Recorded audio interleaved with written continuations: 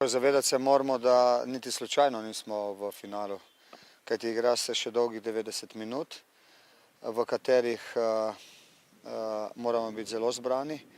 Ta prva polfinalna tekma nam je pokazala, do česa pripelje pasivnost, ne dovolj velika agresivnost oziroma po domače povedano spanje na igrišču. Ta današnja tekma pa je pokazala, da kljub njihove velike agresivnosti, ki jo pričakujemo tudi v sredo, lahko igramo oziroma se lahko dobro nosimo, potem pa jasno v trenutku, ko nasprotnik tega več ne more izvajati, ker je nemogoče 90 minut igrati tako v visokem tempu, potem moramo pokazati vse to, kar znamo in enostavno preko veliko energije in discipline in veliko teka priti do trenutka, ko lahko uporabimo tudi našo kvaliteto v napadu. Oni naš način dobro poznajo, ne glede na to, kdo v katerem trenutku igra.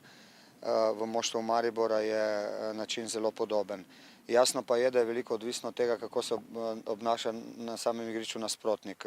Ko je nasprotnik Rudar, potem je vsaj na začetku za pričakovati malo lepega nogometa, ker je enostavno agresivnosti preveč. In je tu predvsem borba, dueli v prvem planu. Potem, ko se pa pojavi prostor, katerega znamo izkoristiti, je tudi dinamike v napadu veliko več in je lahko domiselnih akcij več, lahko enostavno naši ofenzivni igralci pridejo večkrat pred vrata in enostavno tisto, kar treniramo, tisto, kar si želimo igrati, tudi potem na igrišču naredimo.